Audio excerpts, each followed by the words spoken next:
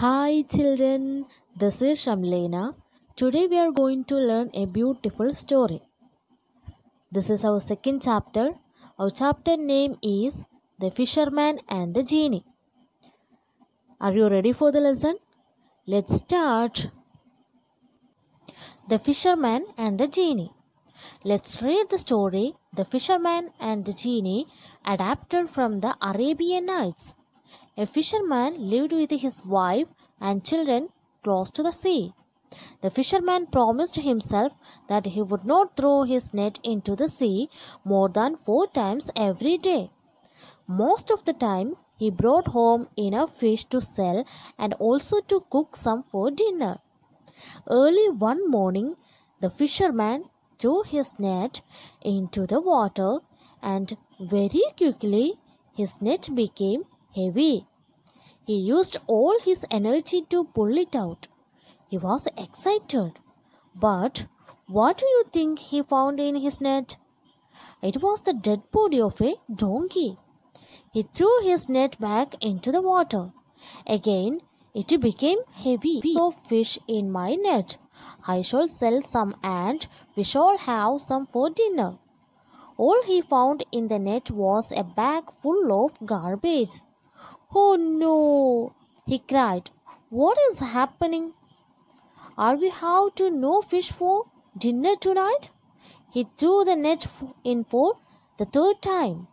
This time too he was not lucky. His net came out of the water full of shells and stones. I shall throw it in the water just once more. This time, when he pulled up the net, he found a copper jar in it. The jar was tightly shut with a lid made of lead. There was a strange mark on the lid. It looked like a seal of the king. Well, something is better than nothing. I shall sell this to a coppersmith. He will give me some money for it. I can then buy some food for my wife and children. The fisherman was curious about the jar. He wondered what was inside it.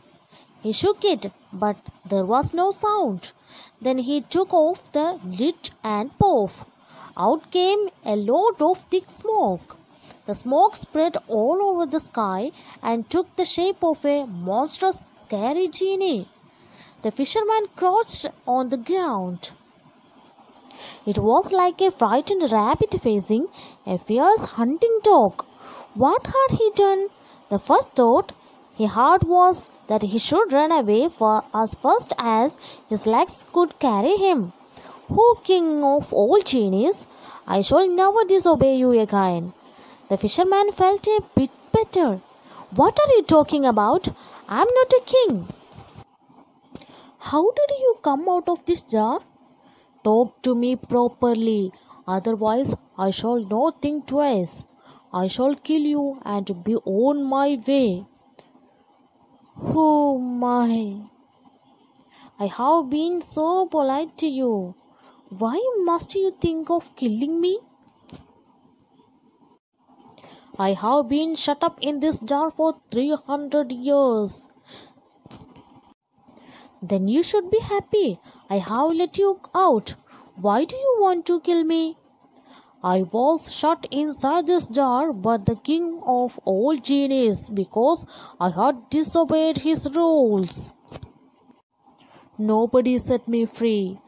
I still had hope that I would be freed in the next century, but no one set me free. Then the third century started.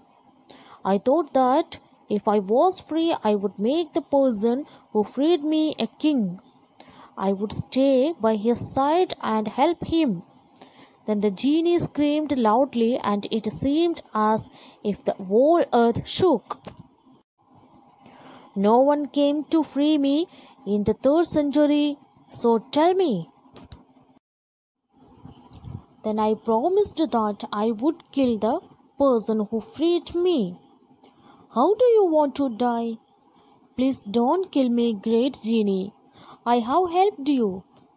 "Don't waste my time," said the genie Quick, tell me, how you want to die? Okay, but I don't believe you were ever in that small jar. Before I tell you how I want to die, can you show me how they put such a gigantic genie like you into this jar? Slowly, the genie changed from a huge genie into smoke. The smoke went into the jar. A voice came from the jar. Now do you believe me? As quick as lightning, the fisherman took the lid and shut the jar. He screwed the lid on tightly. The genie tried as much as he could make the fisherman open the jar. He promised him all the riches of the world. The fisherman didn't care about being rich anymore. All he wanted was to be safe from the wicked genie. He picked up the jar and threw it back into the water. Students, this is our chapter. I hope you enjoyed it. Thank you.